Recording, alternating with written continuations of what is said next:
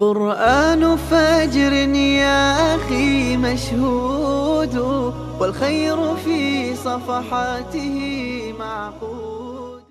أعوذ بالله من الشيطان الرجيم. بسم الله الرحمن الرحيم. الحمد لله رب العالمين، والصلاة والسلام على أشرف الأنبياء والمرسلين وعلى آله وأصحابه أجمعين. رب اشرح لي صدري ويسر لي أمري واhlul uqdeten min lisani yefkahu qawli amin.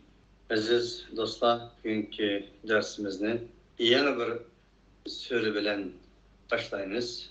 Bu surenin ismi Sure Ahzab. Bu sure 70 ayetin terkip etken bulup, kolumuzdaki mushaf tertibinde 33. suredir. Bu sure bizim ismini وَلَمَّا رَأَى الْمُؤْمِنُونَ الْأَحْزَابَ diyen ayetten almakta. Surenin mezmunu kelsek, sure köp mezmunlarga ega bo'lgan sure bulup, bunun asası mezmunni teşkil kıladigan ayetlerinin köpüncisi Ahzab gazetinden ma'lumot berdi. O Ahzab gazeti Xandaq gazeti degan mashhur nom bilan ma'lumdir ve Ahzab Gazvetul Ahzab mu deyildi İslam tarixida. Hammamizga ma'lum, ulug' payg'ambarimiz Muhammad alayhissalatu vassalam payg'ambarlik vazifasini topshirib olib, avval o'zining urug' tuqqanlari, qabilalari ve mahalle, ondan keyin Mekke, shundaqla Arab yerim aralığa Allah subhanahu wa ta'ala'nın vahiy ilahisini o'ttirib qo'ygandan keyin Muhammed aleyhissalatu vassalam emillikten sahir, mecnun, akıldan adashgan ve hakazalar o'xshash her xil töhmetler bilen, çetkili kılışlar bilen, her xil insani kadir kıymetinin ziyade buluşudek hakaretler bilen, bugünkü türlülen her xil embargolar bilen karma karşıya yüzge düz kelgen idi. Ve şundan bo'lganligi uchun Peygamber aleyhissalatu vassalam özünün ana tuprağını sevgen tüyümlük vatanini taşlap, öz vaxtida tügülen sefer kılganda bir neçe gün, bugün terakki kılgan devirde maşin olan 6-7 saatlik yol mesafesideki Yesrib zeminiga hicret kılışkı mecbur bo'lgan edi. Enadan ilgirki tarixlar hammamizga ma'lum, hicret kılgandan keyin Muhammed aleyhissalatu vassalam bir nefes aram yok bir şekilde maddi ve manevi cihette besilgan her xil musibetlerge duch kelgan, yanadan Mekke devleti riyasetçiligideki müşriklerin her xil besimlerden emin olmagan halette yaşamakta idi. Bunun namunesi tarih reallik şu ki, hicret kılgandan keyin birinci yıllam Bedir gazetining uruşu, ikinci yılı Uhud gazetining uruşu, ondan keyin 3-4 yılları her xil kabilelerinin Peygamber aleyhissalatu vesselam karşı ele töhmet, ele ölüm, ele mahbi muhacirler karşı olanı yok tutuş ve kurtuş maksızda kılgan yoşurum jığıldır katarlık neslerge Peygamber aleyhissalatu vesselam'ın 30'dan terkip tapkan, bazı 50, bazı 100, hatta 200, 200 kadar sahabi askerlerden terkip tapkan koşullarını evetçisi devam kılmaktaydı. Del en şundak bir hayatlık muşakkat seferi, risalet seferi ve davet seferi, hakikat ve adalet seferinde iken Hicri'nin 5. yılı Peygamber aleyhissalatu vesselam'a karşı Peygamber aleyhissalatu vesselam verip toxtam tüzgen bir qancha kabilenin içinden çıkan Beni Nezir kabilesi öz vaxtideki Vetiqatül Medine vaxtlık nizamnaması bu nizamnamıga karşılık kılgan ve onunla hıyanet kılgan idi. Peygamber aleyhissalatu vesselam hıyanet kıldı kalmasın Resulullah'ını öldürüşke mahbi planlar hem tüzgen idi. Bunu Peygamber aleyhissalatu vesselam yüzünün istihbaratı akılık malumat ağandan keyin ularni qo'rshash va ularni teslim bo'lish va ularni harbiy jihatda bostirish maqsadida qo'rshovga olgandan keyin ular Peygamber aleyhissalatu vesselamga bu qilmishimiz tufayli bizga eminlik bergen bolsanız, biz bir yerden çıkıp kessek yurtumuz siz kalsa degan teklifni qilgandan keyin ular özlerining diyarlaridan chiqarilgan edi. Chiqarilgandan keyin ular sahra bir yerga o'rlashgandan keyin o'zining bu xiyonatini ojizligi tufaylidan e'tirof qilgan bo'lsa-mu, ichida bir intikam o'ti yanmoqda edi. Shu sababdan Quraysh boshchiligidagi va Qurayshning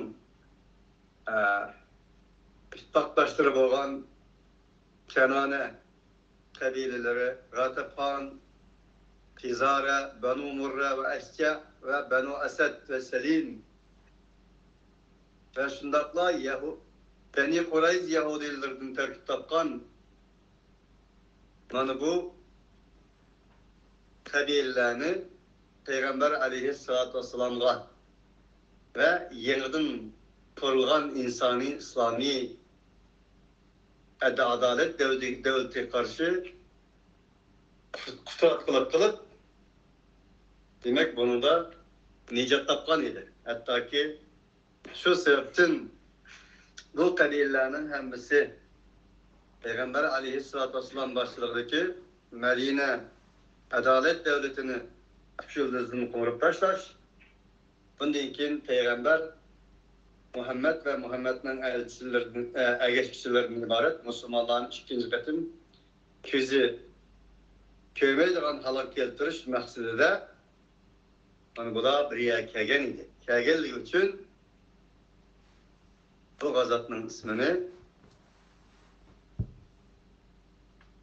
Ahzab deyiladi. Çünkü en şu 7-8 kabile bir yere kelip go'roh bo'lgan holatda Peygamber aleyhissalatu vesselam'ın yeniden köçken şehriga qurib chiqqan Yasrib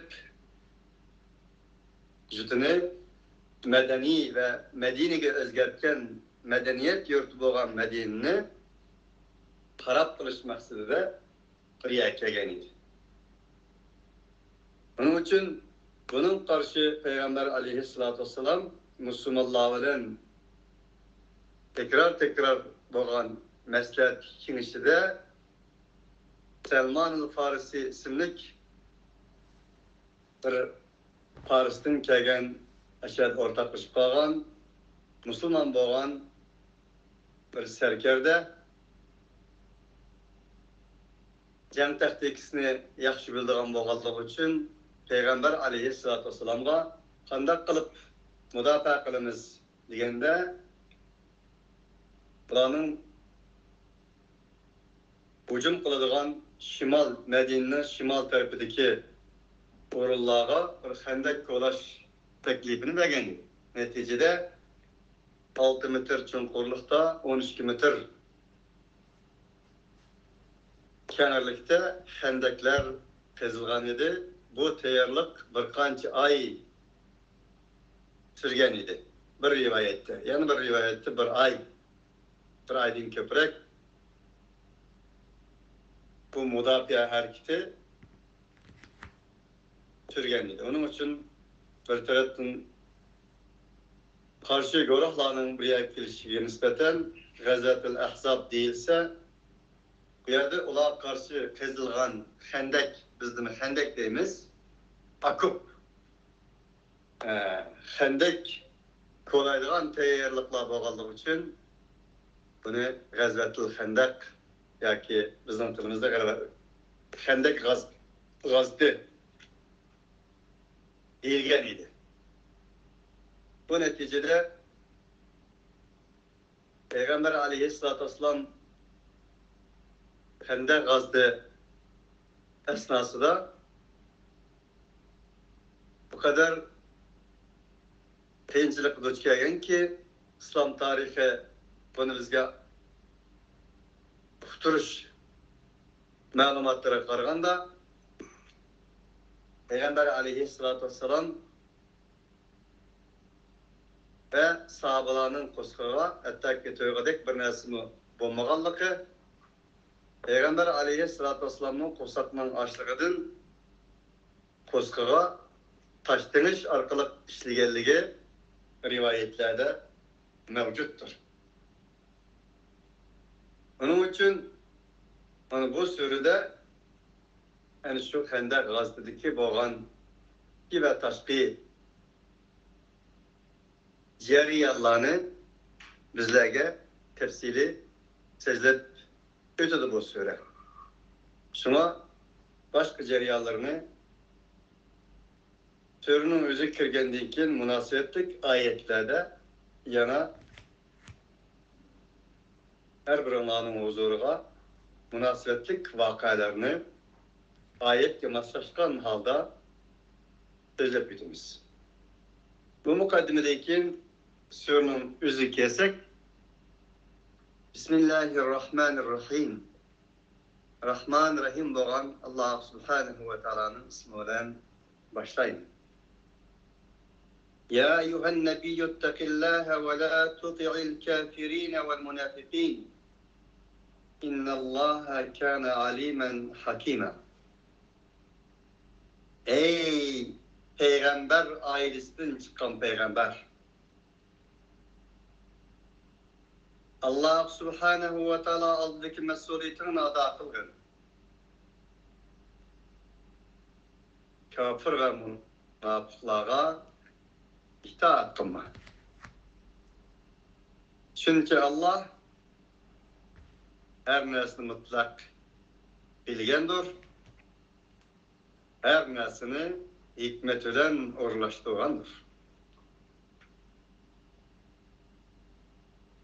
Surenin 5. ayetinin üzülen istikbalda keladigan bir buran chapqun kira tashqi bir besimning keldiganligidan signal chalmoqda.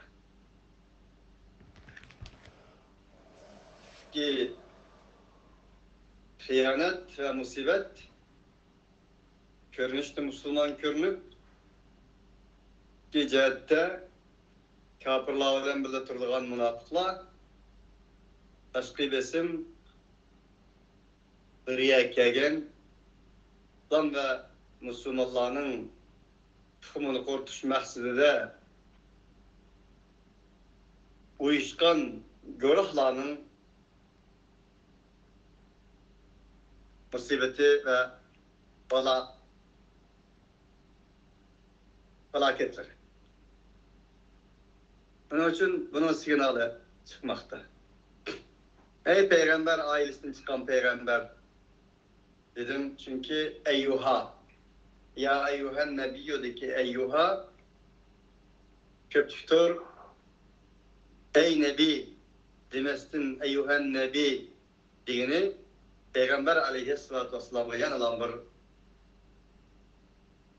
ruhi kuvvettir.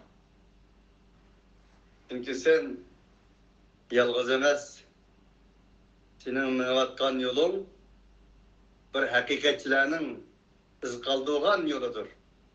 O hakikatçiler olsa enbiyalardır, peygamberlerdir. Bunun için ey peygamberlerin içinden, peygamberler ailesinden bir aile olan, bir perde olan peygamber. İşte sebep bu olsa gerek Allahu Teala. Şunun bir yerde Peygamber aleyhissalatu vesselam'ı kafirler tarafından, münafıklar tarafından bir besinin bolduğallığı bir işarettir. Haberdir bu.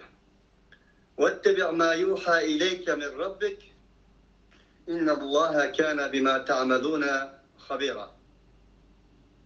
Ey Peygamber! Sana senin Rabbin tarafından vahiy kılınğanğa ergeç. Hakikaten Allah kana bima ta'maluna habira. Ey insanlık! Ey peygamber karşı çıkan insanlar! Sizlerin amelleriniz Allah mutlak haberdardır. Allah subhanahu wa ta'ala birinci ayette kafir münafıklara itaat kılmaslık, ikinci ayet fakat vahiy arkalı kılanmış. Bu buyruğunu kılgandan keyin ikinci ayetinin ahirki cümlede kana bima ta'maluna habira deb insaniyet hitap kılışı herkes tasadüfi emasdır. Ey inkarcılar demekçi. Allah Teala Peygamber aleyhissalatu vesselam'ı agalandırıp koygandan keyin Peygamber karşı çıkan enin muhalefetçilerge bima ta'maluna habira diye şarkılık bir signal vermekte. وَتَوَكَّلْ عَلَى الْحَيِّ الَّذ۪ي وَتَوَكَّلْ عَلَى اللّٰهِ وَكَفَى بِاللّٰهِ وَكِيلًا. Ey Peygamber! Allah'la yülen çıkardın. Çünkü vekil oluşka sana Allah yeter. Ayet üstüne Peygamber aleyhissalatu vesselam'ın mesuliyetine ne verirken bu mesuliyetke teyar turduğun bir insan, bu mesuliyetini üstüge alıdığın bir insanın küçük bir yülençike, küçük bir yülençike muhtaç işkerliki. Enin ak terikide bir yülendiğin kişinin bombusu bulmaydıqanlar. Çünkü bir cemiyetini özgertiş, devletini özgertiş, ya ki bulgangan bir devletini, bulgangan bir cemiyetini akartış, ilahi vahiy bilen dezinfeksiya kılış, adet şemestir. Güç lazımdır. Onun için onunla muvafık güç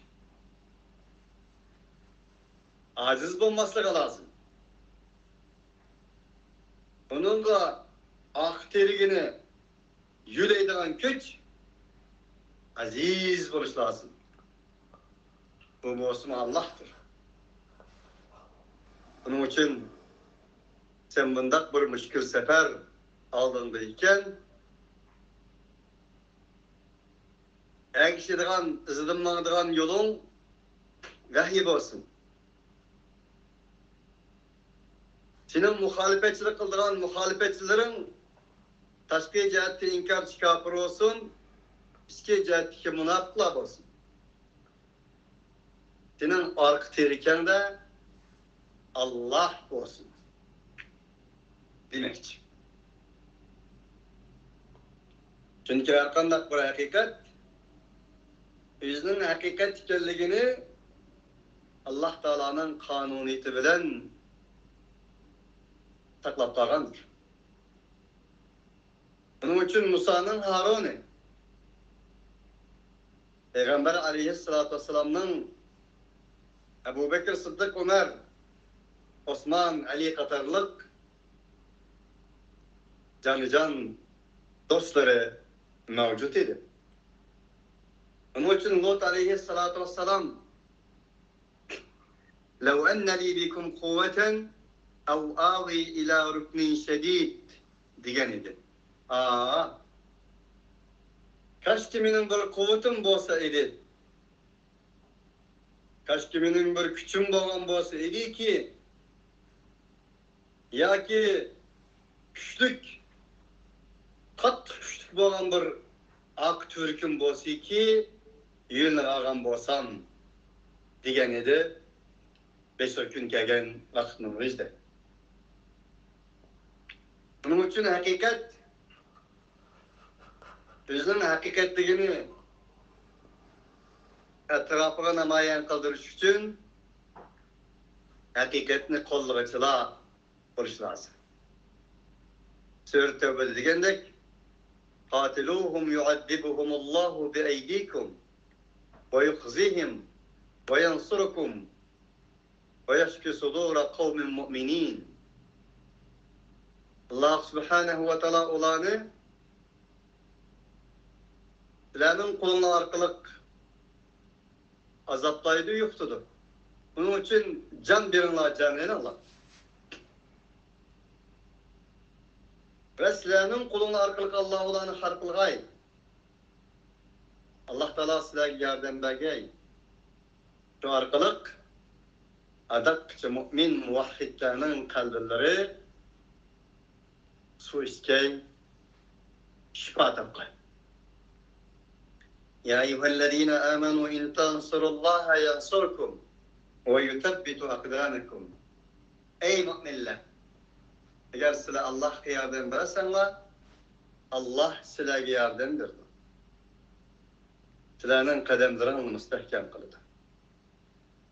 Allah yardım veriş arkalık aynı günni, asman zeminni başkara alamdı insan. Ne mi demek? Allah'ın insanga yardımıga insanın muhtaç mı?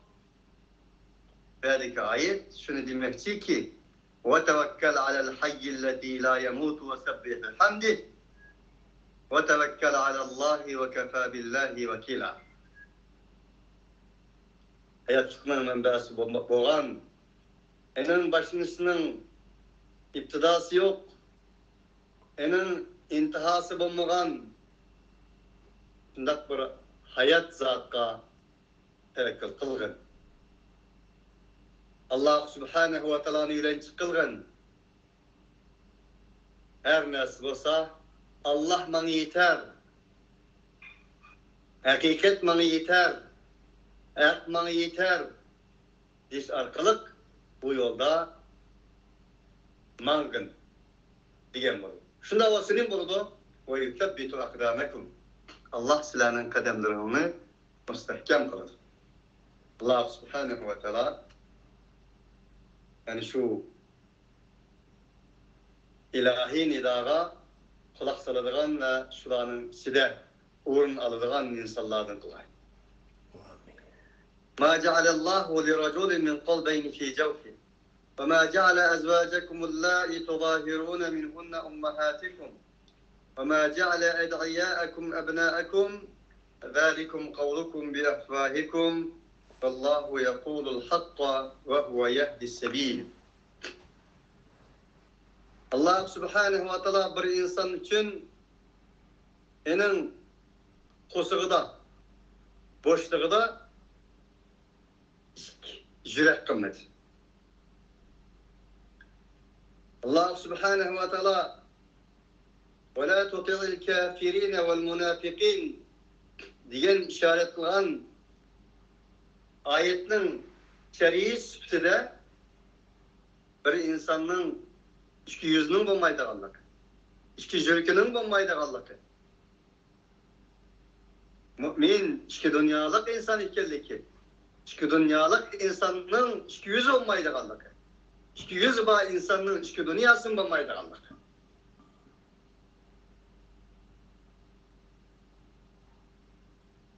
Ana bunundan ibaret maddi ve manevi nifak ve münafıklığın hatar ikelligini Allah Subhanahu ve Teala tuturdu.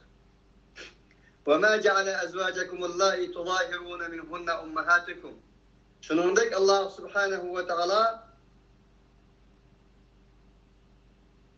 size ulanı sizlerinin ananlığa okuş arkalık ulanın hak hukuklarını depsende kılıdığan bundak bir ahvalını Allah Subhanahu ve Teala sizlerge revakını. Bir nas hak bolsa o haktır. Nahak olsa nahaktır. Bir nas bir vaqtda hem hak hem nahak bolmaydı. Bir nas bir vaqtda hem aşkar hem mahfi bolmaydı. Bir nas bir vaqtda hem icabi hem selbi bolmaydı. Bunun işarettir. Çünkü Araplar ulanın örf adetinde bir ayalını uyutmakçı olsa ya ki o ayalını intikam almakçı olsa ya ki o ayalını harlamakçı olsa ya ki o ayalını haksızlarca boşamakçı olsa ulanın örf adetleri de ayallara nispeten sizin vücudunuz menin anam okşaydı depla bir hakikatning üstünü qora siyah bilan jijipla özü okşaş bir insanga hakaret kıladigan onun hak hukukun depsen kıldigan bir örf adet mevcut idi. Mana bundak bir örf adet meyli örf adet 1000 yıldan buyan örf adet olan bolsun. İnsanların padişahından da fıralırgıcı onu kubul kılan bolsun. Bu örf adet bir insanın hakkıga, hukukuga, insanilikga, ademi kadir kıymetige zıt olan bolsa bundak örf adetinin tamgı çaplaydıgan bir lay veya ki bulmasa bir toň tizek okşaydıganlygyny ibaret bir hakikatni Allah oturup koyuş bilen birge ayallarının hak hukukunu bundak yalganlarını tokuş arkalık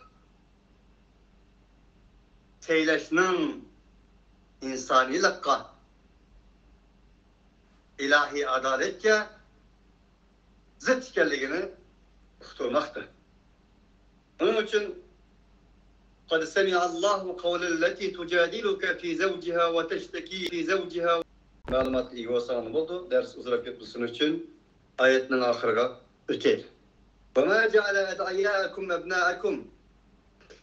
Allah Subhanahu ve Teala sizlerin davadaki oğullarını sizlerin oğullarına kılmadı. Bu mu öz vaktinde özleşip ketken bir hata, cehalet akidesiyle reddiyedir. Çünkü olanın hemisi yakalagan ballarının özünü özlerinin püştüden çıkan ata-analarına nispet vermezden yakalagan ya ki settilagan insanlara nispet verip insaniyetin hakiki rüştünü üzdiğen bir örf adet, cahiliyet örf adeti boğaçka Allah Subhanahu ve Teala bunu hem bu ayet arkalık reddiye vermekte. Depolap Allah Teala dedi ki ذَٰلِكَ قَوْلُهُمْ بِأَفَّاهِهِمْ. Hey örf adet boğan bolsunmu cahaletin terkip tağan tapkan örf adetke emel kılıçı ey cahiliyet görüyor. Meyli sizlarning ayolingni anamga o'xshab qopti degan bilanla unaga zulm qilish, meyli bir insonning dunyoga vujudga kelishga sebepçi bo'lgan o'zining nasbidan voz kechtirish, xarakteriga ega bunday jahiliyat urf-odatlari sizlarning og'zingizdan chiqqan bir gapdir. Avazdir xolos, qog'ining qaqshig'inidek, Çegizxanның qisqirg'inidek, ko'pirtning sarg'inidek. Shuna o'xshashlar. Avazdan iboratdir, tam qo'shib bo'lgan. Buning uchun buningdan yeninglar tirnoq ichida. Vallohu yaqulul haqqa va huwa yahdi sabil. Allah subhanahu va taolo haqni so'zlaydi. Yildan bu yana urf-odatdan bo'lgan taqdirda. Allah sizlarni to'g'ri yo'lga yetaklaydi. Buning uchun bir jamiyat, bir millatning ichida islom kelgandan keyinmi, haq huquq zikr qilingandan keyinmi, eningdan tashqari o jamiyatga o'zining urf-odatlarining ta'sirining doim o'z kuchini ko'rsatib turdi Alloh. Shunda bo'lganligi uchunki payg'ambar alayhissalatu vassalamni Kavale kelgan vaqtimizda javob bermasdan urf-odat bo'lganligi uchun uningga bir narsa demagan vaqtimizda Alloh subhanahu va taolo osmon laylarning yerilganligi va ilahiy vahining to'kilganligi hammamizga ma'lum. Shuning uchun Alloh deydiki, Allah haqni so'zlaydi. Sizlarni bu orqali haqsizlikqa qarshi to'g'ri yo'lni ko'rsatdi. Ud'uhum li abaihim huwa aqsatu indalloh. Undaqda ey insonlar. Sizlar ularga nisbatan o'zlarining atasini chaqiradilar. Ama bunun mesela bakma balıbek bağısı bulmaydı, bu diyen nasıl çıkmaydı. İlçaksızlarını bekiş, yetimlerge iyi oluş, yetimlerge maddi ve manevi cihette atanlık kılış, İslam'ın en büyük maksat gayelerden biridir. Hatta ki imani davallardan biridir. Onu aşanmasa imanın devamından aşanmaydı. Ve fakat bir insanın özünün ecdadıga nispet verilişi biri şu insan evlat için yaxşı. Enin gurur için, insanilik için. İkincisi, enin ata-anasının bir hakkı ve hukuku var. Onun bir iradesi, vicdanı var. Yani bu tarafının, iki tarafının vicdanını kanaatlandırış, öz yere koyuş için Allah subhanahu ve teala dedi ki o aksatu indallah bu en adil olan iştir. فَاِنْ لَمْ تَعْلَمُوا آبَاءَهُمْ فَاِخْوَانَكُمْ فِي الدِّينِ وَمَوَالِيكُمْ. Eğer siz olanın atanlarını bilmegen bolsanız, koça yoki mescid veya ki bo'lmasa başka yerde pişirip kalgan bolsa veya ki bo'lmasa kip koptu başka yurtlardan bir sebepler arkalı bu sizlerin dinliklerin düşünüdür. Bana ayet üzeriydi. Ve sizlerin dostluğunudur bu. وَلَيْسَ عَلَيْكُمْ جُنَاحٌ فِي مَا أَخْطَأْتُمْ بِهِ وَلَكِنْ مَا تَعَمَّدَتْ قُلُوبُكُمْ. Sizlerge nispeten bundak bir İslam'ın özde düzgâgınında hatalık kılgan bolsanlar günah yoktur. Ama kasten bir atını balısından ayırış, bir balını atısından yoki anasından ayırış, qulubukum. Bunun sizlarning qalbini qasddan ashna qilgan bo'lsa, buni mustasno, bunun xatoligi uchun Alloh subhanahu va taolo sizlarni muofiz qiladi. Va kana Allohu g'afurur rahima. Alloh subhanahu va taolo mutlaq mag'firat qiluvchidir, mutlaq mehribondir. Demak, atallohu amma salaf. Bundan burun bunda ishni qilgan bo'lsanglar, Alloh mag'firat qiluvchidir, Alloh mehribondir. Buni tuztanlar. النبي أولى بالمؤمنين من أنفسهم وأزواجه أمهاتهم وأولو الأرحام بعضهم أولى ببعض في كتاب الله من المؤمنين والمهاجرين إلا أن تفعلوا إلى أوليائكم معروفا كان ذلك في الكتاب مسطورا. Peygamber'e gelsek, Peygamber müminlerine nispeten özünün cennetin ebzeldir. Hazreti Ömer küllerinin bir de Peygamber aleyhissalatü vesselam'ın yanına geldi. Ya Resulallah, sizni yaxshi ko'raman dedi. Onun için sahabalarına hemiz Peygamber aleyhissalatü vesselam'ı yaxshi ko'radi. Peygamberin süyiş Allah subhanahu ve teala tarafından uğurlaştırılan bir buyruk idi. Onun için ular pidake abi ve ummi ya Resulallah dedi. Sana canım, anam, dadam pilav olsun ya Resulallah. Peygamber aleyhissalatü vesselam'ın en yakın can dostları sahabelerden birisi olan Ömer, Peygamber aleyhissalatü vesselam'a kelip ya Resulallah, ben siz gibi narsa demek ben sizni yaxshi ko'rman, her narsamdan yaxshi ko'rman ama canım müstesna. Peygamber aleyhissalatü vesselam ya Ömer, beni sen canındın mı yaxshi ko'rmag'cha imanın kamil bo'lmaydi. Bunun cevabı da Ömer dedi ki ondaqda mesele mavzu iman meselesi olsa imanın tekamülleş meselesi olsa ya Resulallah canım bilen yani canım hem senin için pida olsun. Peygamber aleyhissalatü vesselam ona nispeten el-an ya Ömer dedi. Hem de tefe. Hazır hem de oldu ya Ömer. Onun için Peygamber bir mümin'e nispeten yüzünün celidin mededen kımmetlidir. La yu'minu ahadukum hatta en akuna ahabba ileyhi min validihi ve veledihi ve nasi ecma'in. Sizlerinin birinlerinin imanı kamil bulmaydı.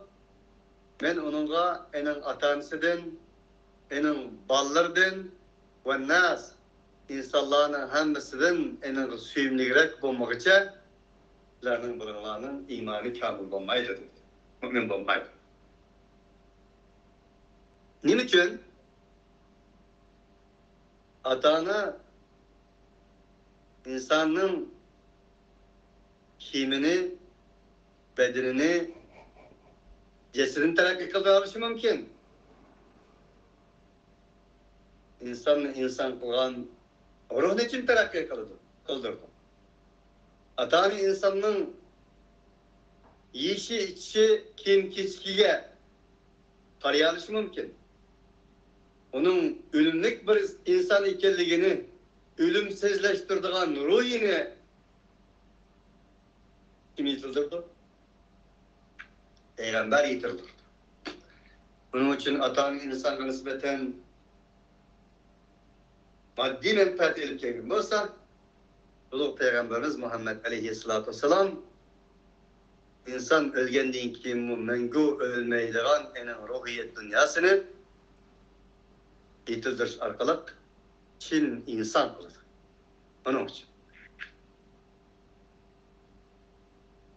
Ve ezvacuhu ummahatuhum. O peygamberin ayalları o müminlerin analarıdır. Ayet uçkaşkara demeyen bolsun uçkaşkara ma kana Muhammedin aba ahadin min ricalikum deb keldi. Bu sürede Muhammed sizlerinin hiçbirinin dadısı emas. Nesep cihette. Kan cihette.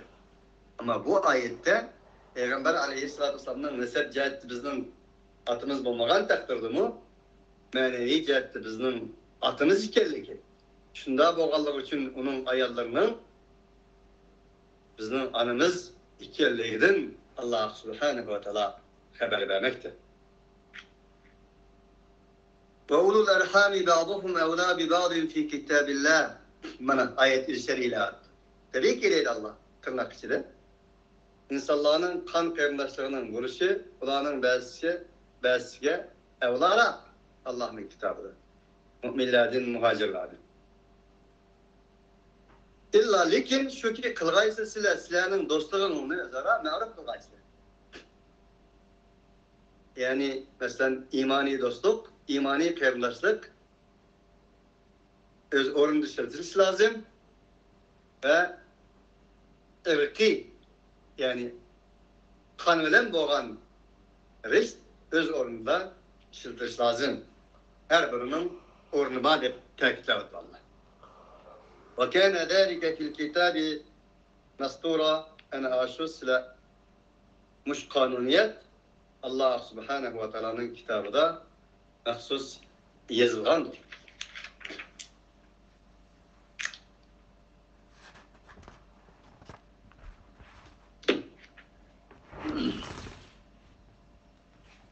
وإذا أخذنا من النبيين ميثاقهم ومنك ومن نوح وإبراهيم وموسى وعيسى ابن مريم وأخذنا منهم ميثاقا غليظا. Ey Peygamber! Şundak bir zamanla boğan idi. Biz öz vaxtıda peygamberlerden ehd aldık. O başki ya eyyühen nebi diyenin şerisi verilmekti. Senden, Nuh'tun, İbrahim'din, Musa'dın ve Meryem oğlu İsa'dın ehd aldık. Musa, İsa, İbrahim dep bulap,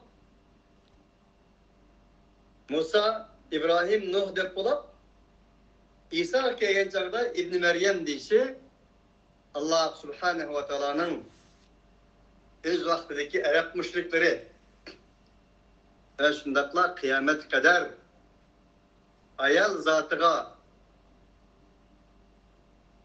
insaniyet olan emez ayallık olan karaydıgan bir hata ayallarını hakaretleş ya ikincisini tükürüş hata tesavvur reddiyel. Bunun için Allah annesini Nuh, İbrahim, Musa diyen olsa İsa'nı oğlu ana alemlerinin ayarlarının ihbarı küzi Meryem aleyhisselatü vesselam'ın zikir kılışı del bu hakaretlik insani cahili tradigiyge erediyet. Ve akhadna minhum mithaqan galida ulanın hemmisinin biz büyük bir ehdaganıydık. لِيَسْأَلَ الصَّادِقِينَ عَنْ صِدْقِهِمْ وَيَعَدَّ لِلْكَافِرِينَ عَذَابًا أَلِيمًا. Allah Subhanahu ve Teala olanın sıdıklardan, sadıklardan sorgay. Bunun için. Bu ayetini فَلَنَسْأَلَنَّ الَّذ۪ينَ اُرْسِلَ اِلَيْهِمْ وَلَنَسْأَلَنَّ الْمُرْسَل۪ينَ diyen Sure Arap ayeti olan düşünüşke buludu. Biz peygamberlerden hem sorayımız, peygamberle evveltilgen ümmetlerden hem sorayımız. يَوْمَ يَجْمَعُ اللّٰهُ الرُّسُلُ فَيَقُولُ مَاذَا اُجِبْتُمْ قَالُوا لَا عِلْمَ لَنَا إِلَّا مَا عَلَّمْتَنَا اِنَّكَ أَنْتَ الْعَلِيمُ الْحَكِيمُ Sure Maide. Biz kıyamet günü peygamberlerinin hemmisini bir yere getiririz. Sorayımız. Sizlerge icabet kılan kim? Sizler nimi kıldınlar? Sizler karşı ümmetlerinle nimi kıldı? قَالُوا لَا عِلْمَ لَنَا O da bir dek cevap verdi ki bizim malumatımız yok. İlla ma allamtana fakat sen bizge nimin öğretken olsan şunla yeteceğiz. İnneke entel alimul hakim. Ey Rabbim sen bulduğun olsan mutlak bir gücüdür sen. Her nesini hikmet veren uğurlaştırıcıdır sen digenden ibaret buludu bulanın cevabı. Ve addelil kafirine adaben elima. Allah subhanehu ve teala peygamberler ve peygamber elip kelgen samai vehiylerge inkar kılıçlarına nispeten elem hasretlik azapını Allah kaçan teyarlığandır.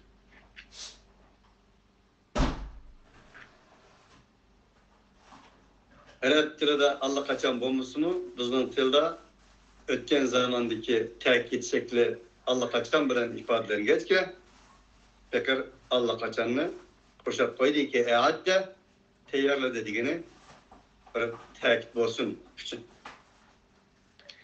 Ya eyyühellezine amanu zkuru ni'metallahi aleykum iz ca'atkum junudun farsalna aleyhim rihan ve junudan lem teravha ve kânallahu bima ta'melûne basira. Ey müminler! Hem de Allah subhanehu ve teala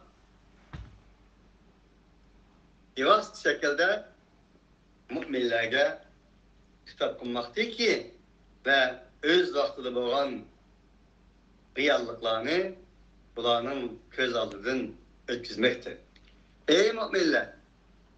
Sizler Allah subhanehu ve teala'nın nimetlerini eslan. İz ca'atkum junudun. Bir vaktinin eslanı ki bu vakit sizlerge esker kelgen idi. Qaysi esker? Dersimizin başında sözlep ötken bir qancha kabileden terkip topgan İslam adalet devletine karşı bir kelgen askerler. Bu yerdeki cunudun nekir buluşu köplegen asker demek için. Eylike bir kelgen asker. Ceryanı şu ki ferselna aleyhim rihan biz ona karşı şamal ve askerlerine öğrettik ki lem teravha ile biz öğretken bu askerini görmezler. Ve kânallâhu bimâ ta'melûne basîrâ. Allah subhanehu ve teala sizlerin uyada kılavatkan işlerinin hemmisini küstüp tuğan, körep tuğan idi. إذ جاءوكم من فوقكم ومن أسفل منكم وإذ زاغت الأبصار وبلغت القلوب الحناجر وتظنون بالله الظنون. Verdeki ceryanlar şundan ibaret ediyor ki ulan silahın üst tarafın olduğun silahın alt tarafın olduğun kemmekteydi. Şu ceryan sözünü atkan boğaçta kemmekteydi, kegen idi. Üst tarafın olduğun digini Medine'nin üst tarafı demekçi ha, şahı. Beşin olduğun aslan olduğun demekçiniz. Bu vakitte közlerine korkunçdan alıkıcılık boğan dedi. Ve yüreklerine ağzına tıkıp kalgan bizdeki til. Hanacır diyen kaniyalar kip kalgan demekçi. Bizde yürekle ağzına kip kaptı deriz. Ve tezunnûne billâhi zunûne Sıla Allah'a nispeten hata gumallağını kılışkına başlayan idan. Bu hata gumallağının tefsilatı tüyendeki ayetlerde bir kilir. Hunalike butuliyel mu'minûne ve zulzilu zilzâlen şedîden. En şu vakitte müminler hakikaten sınalgan idi. Ve ulanın destep durvatkan zemini kattık tevirmekteydi. Ve de zemin tevirmekteydi dediğini insanın beşine bala musibet gelse durvatkan zemini tarlak gelip yer asman çöğürgendek bakıydı demez mi? Bir manevi ve maddi cihetteki ahvalını Allah Teala göz aldığımızı koymaktır. Halbuki İslami tarihi rivayetlerde o küniyye teorigelliği mevcut demez ama şamal kegelliği mevcut. Şuna en şula alakçalık bulup Peygamber aleyhissalatu vesselam'ı yeydiğanga, içidiğanga yok. Sahabalar bir taşını vurgan çağda müdür tutamağanlığı kısqırın bir rivayet. Peygamber aleyhissalatu vesselam kelip bazganını elip bir oğandan keyin taşlab çıkanlığı. Vaqt Peygamber aleyhissalatu vesselam o taşlara qarab turib, benim gözlerimge Paris ve Yemen Sena'nın mulkiyetleri, hazineleri, zeminlerinin İslami azaplar gözümü körünü atıdı diğerleki. Yani uğraş arkalık bana Şam ve başka zeminlerinin hazineleri gözümü körünü atıdı diğerleki. Bu vakitte müminlerin hakikat sınılıp bir kısım insanların karabı Muhammed'ke.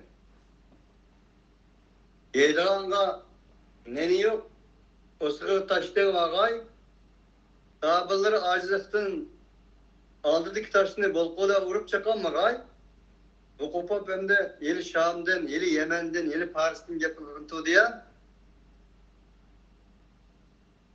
diyen okşagan, nifaki sözlerini kılgan insanlar hem en şu koşunun içinde baydı. Allah subhanehu ve teala böyle müminler sınavdı.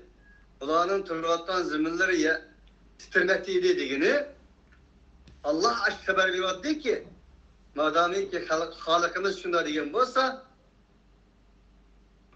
verdeki sınavının biz okup ütep gitiştirin ibaretle emez belki sınavının büyük bir sınavı boğallık. Ve de Allah subhanehu ve teala'ga erhal gumanlarını kırılığallık. Ve Allah boğan gumanını yaman boğallık için Peygamber aleyhissalatu vesselam'a ana şundak hakaret sözlerini kılığallık İslami tarihi rivayetlerde mevcuttur. Bunun tefsilatı tüyendi direkt bana. وَاِذْ يَقُولُ الْمُنَافِقُونَ وَالَّذ۪ينَ فِي قُلُوبِهِمْ مَرَضٌ مَا وَعَدَنَ اللّٰهُ وَرَسُولُهُ اِلَّا غُرُورًا. Tefsili beyan kılmakta ayet. Yani bu vakitte münafıklar ve olanın kalbillerde nifak kisli varlar. Allah'ın ve Allah'ın Resulü'nün bizge verdikleri fakat aldaştan ibarettir. İmansızlığı bunu değil, tabii ki. Fakat mağrurluktan ibaretken bu. Allah'ın bundak yardımı var, bundak yardım var diyen tekeni bu yardımında. Çıdağınca suyu, yeğdağınca nayı, bir aydın bir işlevatımız var, Hendek kızı. Terep kabille bizni dili jütü ettiğinde ekmanın içinde etrafımızı tutsa değişti. Ve قالت طائفة منهم ya أهل يثرب. Oradan bir taife dedi ki ey ehli Yesrib. Çünkü ehli Yesrib dediğini ulanın öz vaktindeki cahiliyet devrindeki zemini idi. Münafıklarının yamına kelgen çağda özünün cahiliyet tarihi kayıtlıdığının delilidir. Bugünkü günde bizden içimizden çıkan münafıklığımı İslam'ını yeterli kırmasın Sultan Sutuk Buğrakan'ın oldudaki Uygurlarının tarihini Uygurluk namıdın keltiriş arkalık milletimizni bilmekte emez mi? Tamamen şuna okşaydı. Bəziləri kök börədisi, bəziləri u devatkan, bəziləri hü dep vakıravatkan, bəziləri parmak sıkıravatkan. Yani Müslüman ateistler. Bana bir yerde Dulağımı dedi ki ya ehle Yesrib. Medine demet çünkü. Onu itiraf kılmaydı da içinde. Fırsat perestliydi bulan. Makamının tayini yok bizim kılımızda. Meydansız. La mukame lekum ferci'u. Sizlere ve turiş işi yok böyle, makam yok, sizlerge kayıtıp gidin la. Deydi. Ve yestedinu fariqun minhumun nebi. Ulardan birleri Peygamber Aleyhisselatü Vesselam'ın peşine arta tikilip, profesörü. Nim deydi? Yekulune inne buyutuna avram. Ya Resulallah, bir biz gibi elbette bir ruhsat vergen gösteriyor. Öylerimiz yalanaç kalkantı mene. Öylerimizde ekşimi yok. Bana özleri bilgendek ekşi yok öydegenge eleke encantemi yok, bak okşaydı yok karısla gitme kanlaştırdı da bana yaptığı. Hem de bana etrafımızda bu öylerge, ailelerge veyran kıldıran düşmanlar mevcut. Yıl çirkesi sirkitlerindeki muşlar turvadı da onun için bir öylerimiz yalnız kaptı. Biz gibi bir özlerimizni kubul kılıp ruhsat degen basla. Değil. Ama hiye bir avra halbuki onda ameliyat onda şu yok değil. Yuridune illa firara. Ulanın fakat kışın başka maksidi yoktur. La ilahe illallah. Kur'an-ı Kerim lebzi şu zaman da nazil boğandır. Manası bugün nazil boğandır, nazil olmaktadır. وَلَوْ دُخِلَتْ عَلَيْهِمْ مِنْ أَقْطَارِهَا ثُمَّ سُئِلُوا الْفِتْنَةَ لَأَتَوْهَا وَمَا تَلَبَّثُوا بِهَا إِلَّا يَسِيرًا.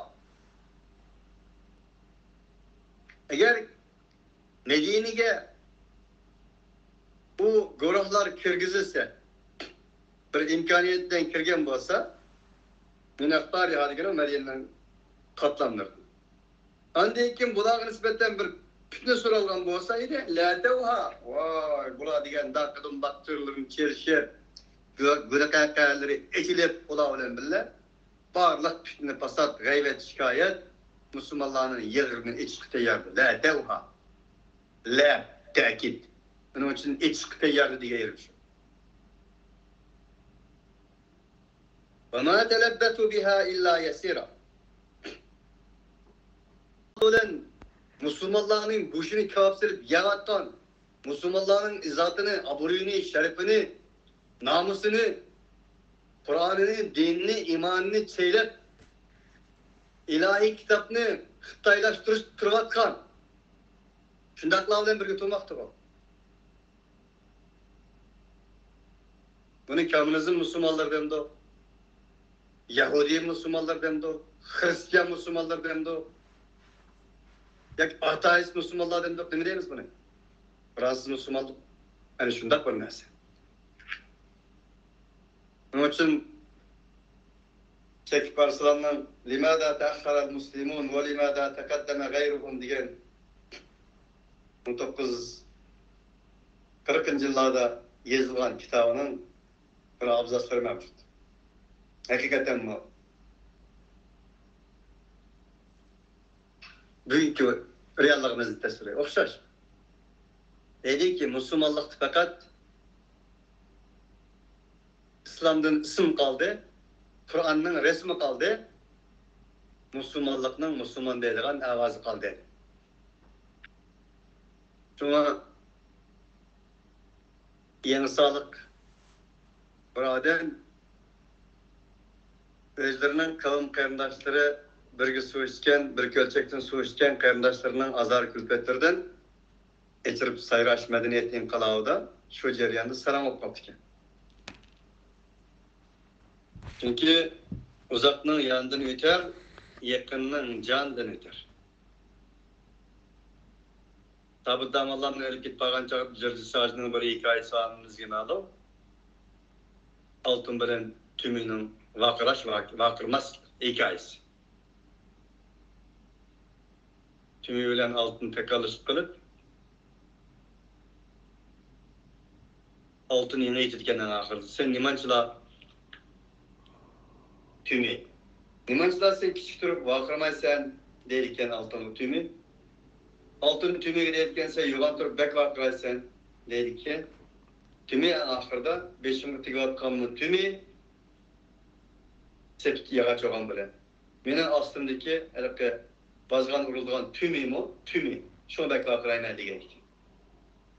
Agentlerini beşik alsak, yani şu kıyırdaşlar tarafından azar egellik için adam kallasını erişip kalıp şunda söz edildiğim bu koptu ki. El amanu, Müslüman kafir diyemanu.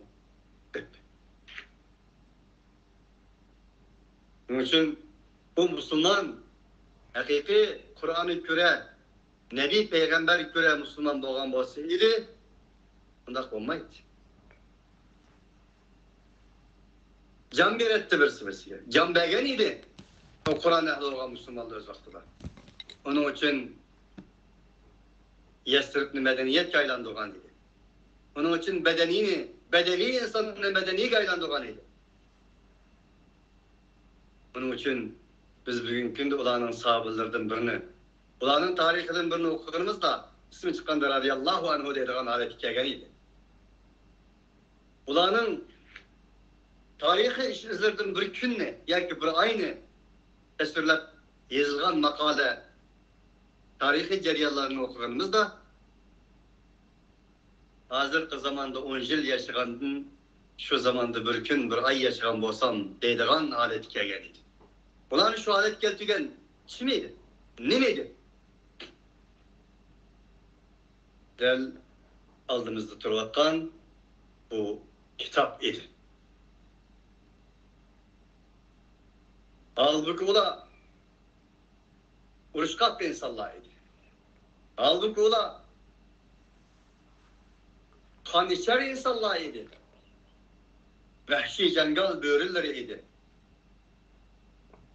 Ayallarını hakaret edilen, kızlarını terikküm edilen, menmenki, şahsiyetçi, tekebbür.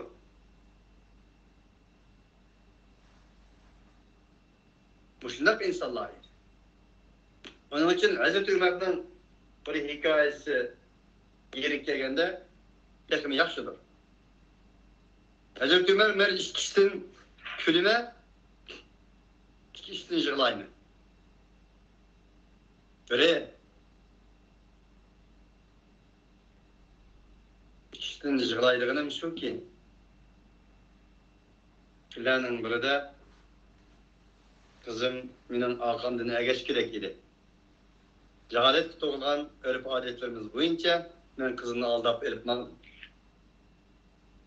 Kızlarımızı kümüş ceryanında çıraylık jüyüp durap, güzel kiyimlerini giydirip en deyin köyün kümet.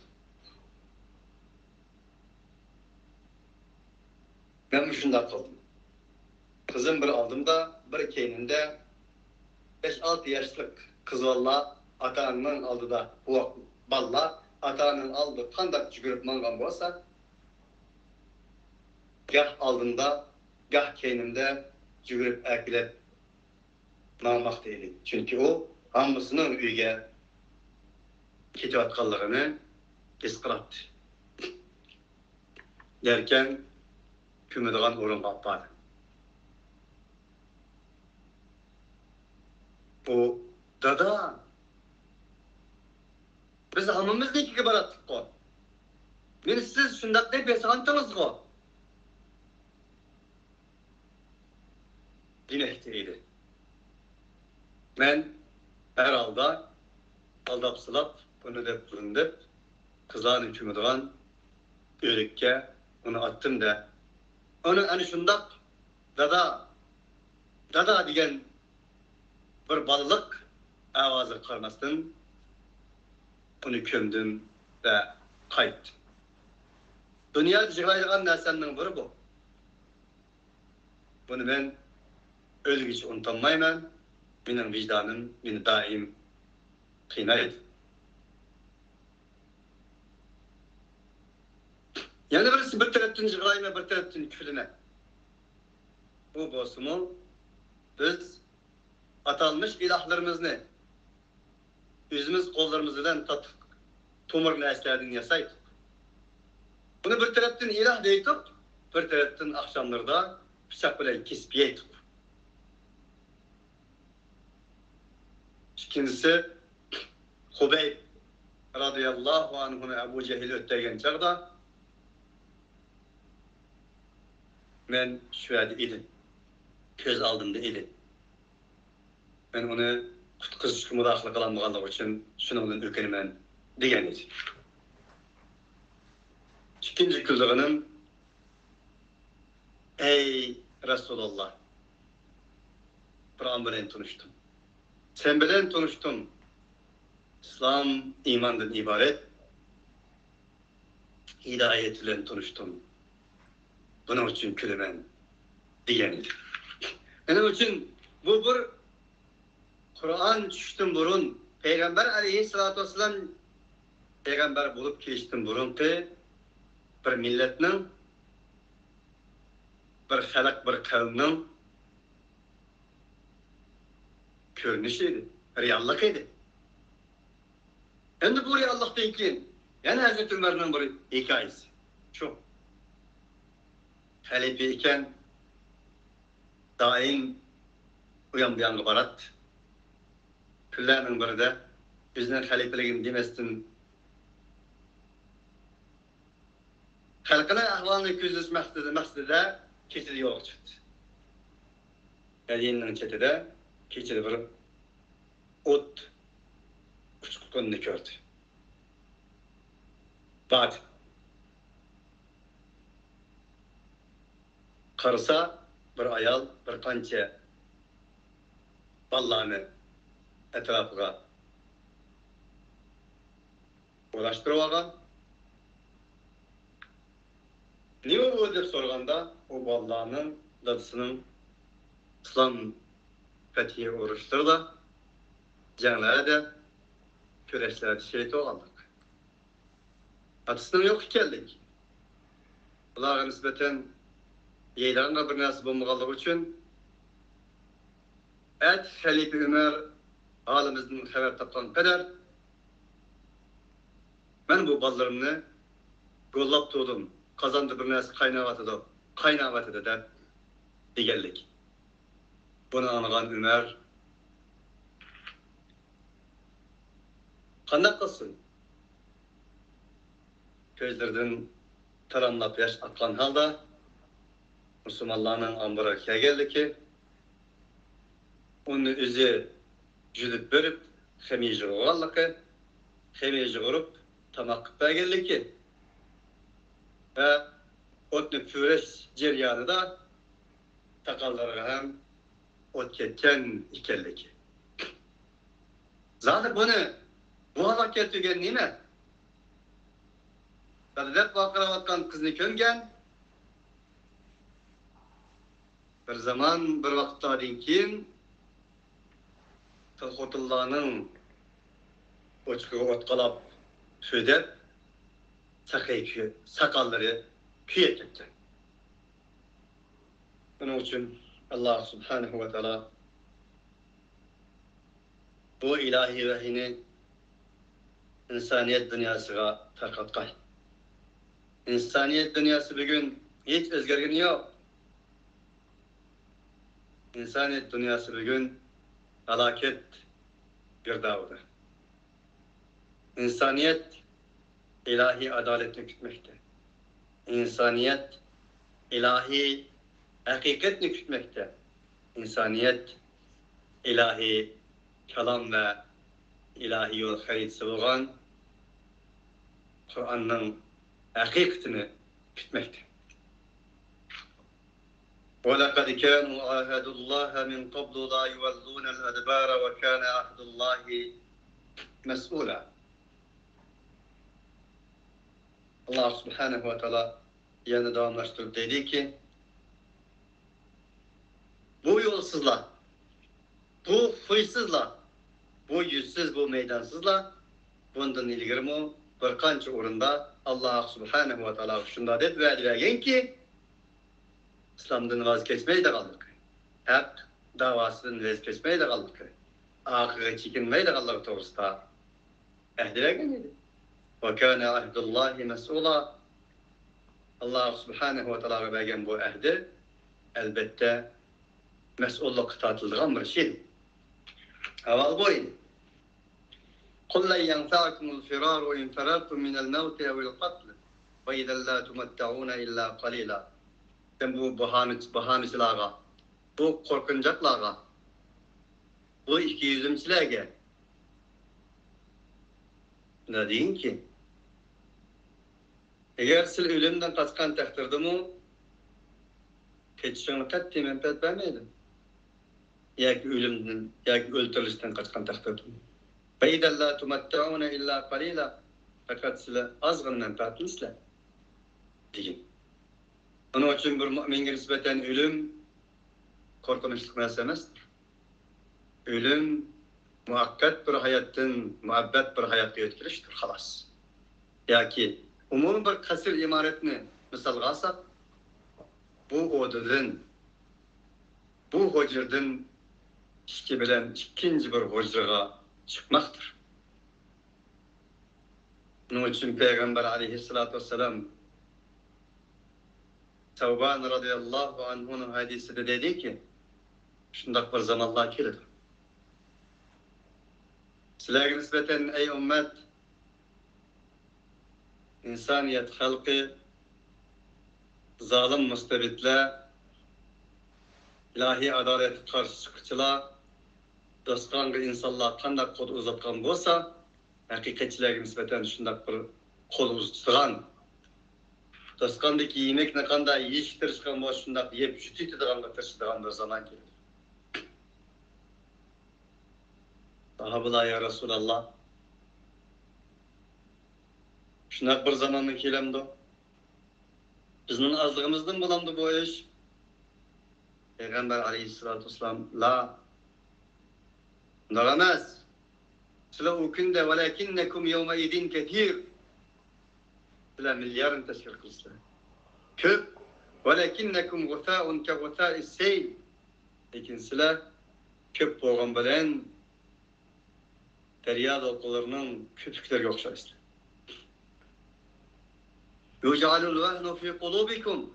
Harlık, zillet, korkunacaklık silahının kalbinizga tushib ketken bo'ladi, turib ketken bo'ladi. Sizlarning haybatinglar, qarshi dushmanlaringning oldidagi haybatinglar yo'qolgan bo'ladi. Nima uchun? Min hubbikumud dunya va karahiyatikumul maut. Yanfa'ukumul firaru in farartum minal maut. وفي رواية أخرى أو القتل. سلا دنياغا مادغا حب سلانın söygününla suyumlikinla dünyaya keteliğiniz için.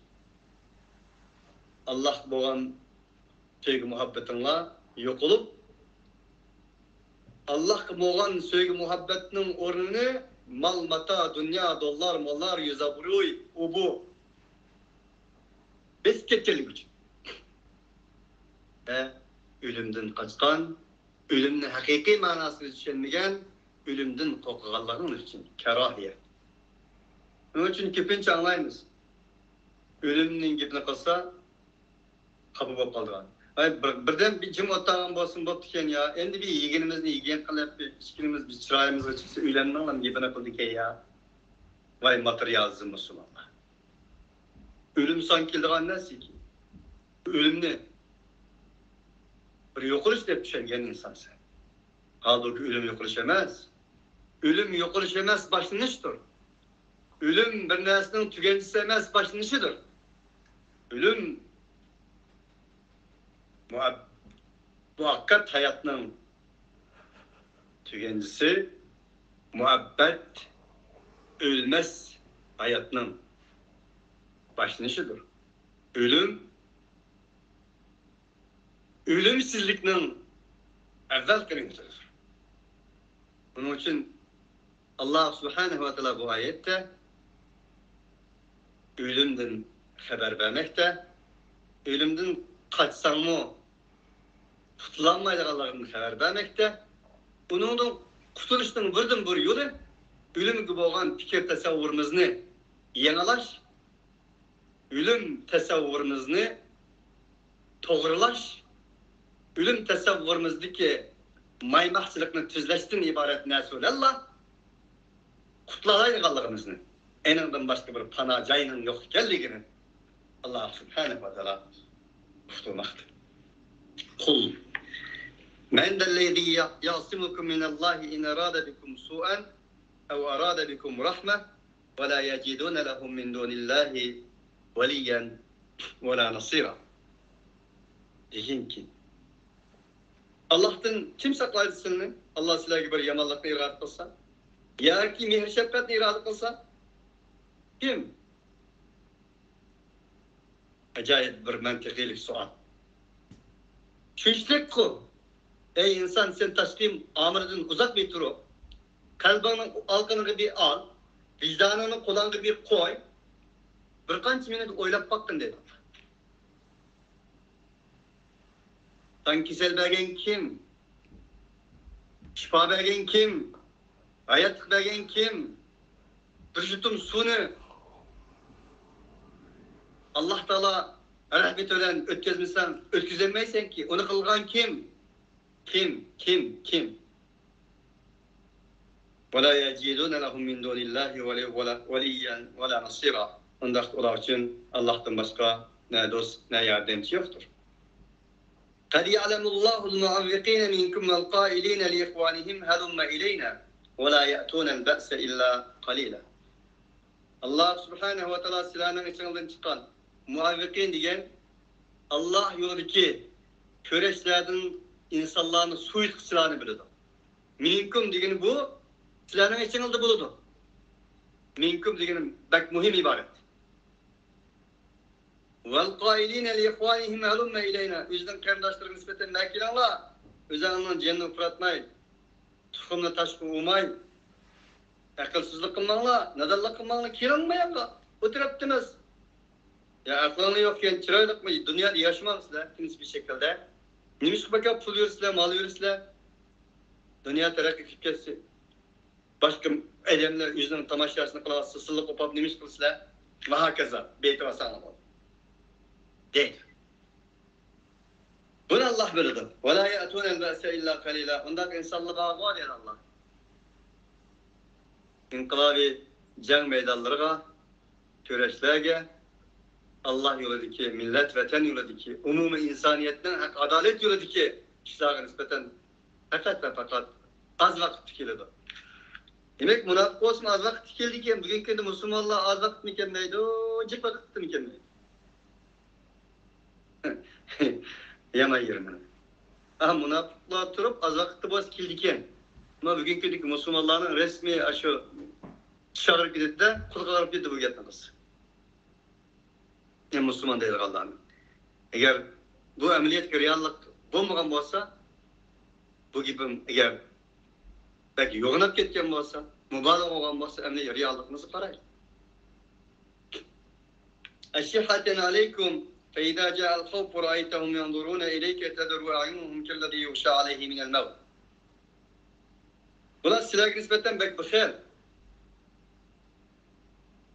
Bu bayları toylarını ali yarıştıralar kılıç kırazı.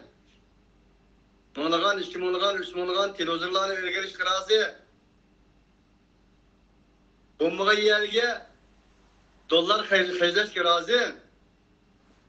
Ama hak hukuk, adalet için biznes bilen dese nayitin bıxıl bular.